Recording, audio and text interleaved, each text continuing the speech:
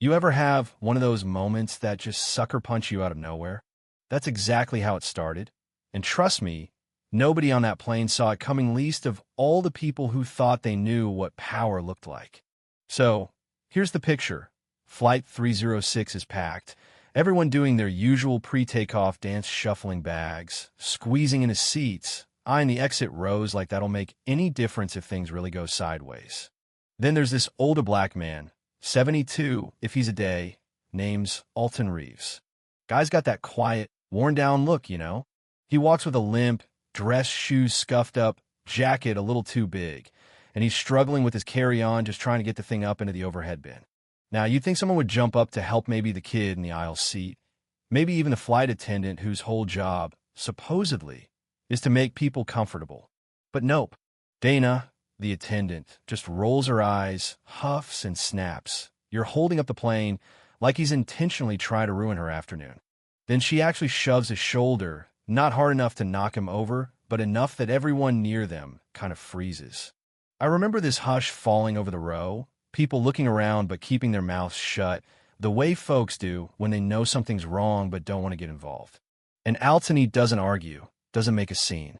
He just apologizes, settles into his seat, and pulls out this old flip phone, which honestly should have been the first clue that this guy isn't your average grandpa. He makes one call. Just one. Nobody can hear what he says, and most folks figure he's calling family, maybe venting a little. But then he slips the phone back in his jacket, folds his hands, and closes his eyes like he's trying to tune out the world. And Dana? She just keeps up her little routine, smirking now and then, shooting these looks at him like she's already won. The cabin fills up with whispers, but no one really says a word. I guess it's easier to keep your head down, right? So, we're rolling toward the runway, nervous laughter, babies crying, that fake calm before takeoff. Then, out of nowhere, the captain's voice comes on, and you can hear it shaking just a little. Ladies and gentlemen, we've received an unexpected order to return to the gate. I swear, you could feel the confusion ripple through the plane like, is this a bomb threat? Someone sick? And then you see the agents federal, not TSA, moving along the tarmac, and suddenly people are sitting up straighter, pulling their phones out like maybe they should start filming. Door swings open, and this supervisor hair, pulled tight, badge gleaming, marches straight down the aisle. Doesn't stop, doesn't ask questions. Heads right for Dana.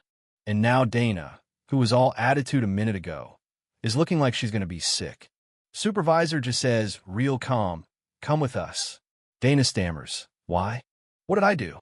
She's looking around for backup, but the rest of the crew's gone ghost white, and nobody says a thing. Someone in row 14 leans over, whispering, is this about that guy? Another one chimes in, wait, isn't he? Didn't I see him in the news? That veteran thing. That's when it hits people. All the assumptions they'd made about Alton, just an old man, probably no one, easy to push around.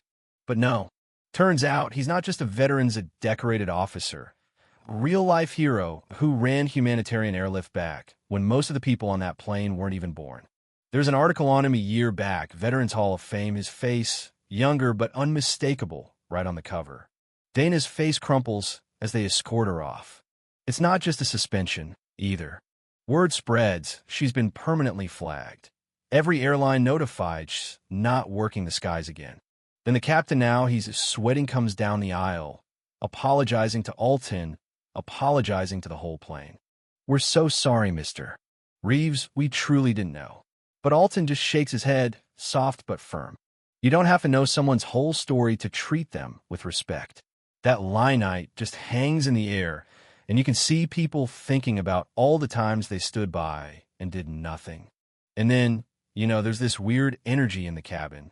Some people are embarrassed, some angry, some just plain stunned. A couple of folks clap. A mother behind me is quietly crying, hugging her kid close. There's a young woman across the aisle, says her grandfather served too, and asks Alton for a picture. He gives her a half smile, says, don't praise me. Just remember this next time you see someone getting treated unfairly. Meanwhile, news of what happened is already flying around online, literally, as we're still parked on the ground. By the time we finally get in the air, Alton Reeves is trending, articles are popping up, and the airline is scrambling to put out a statement. They roll out new policies anti-discrimination, respect for veterans, the works, and suddenly everyone's talking about how one quiet moment can flip the whole script. But here's the thing, and I can't say this enough, Alton never raised his voice. Not once. He didn't argue, didn't threaten, didn't need to flex. He just held every one of us, the crew, the airlinito, a basic standard of human decency. And he made sure people were held accountable when they fell short.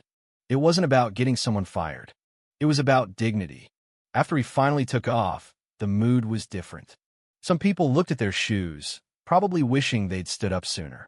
Others kept stealing glances at Alton, maybe hoping some of that courage would rub off.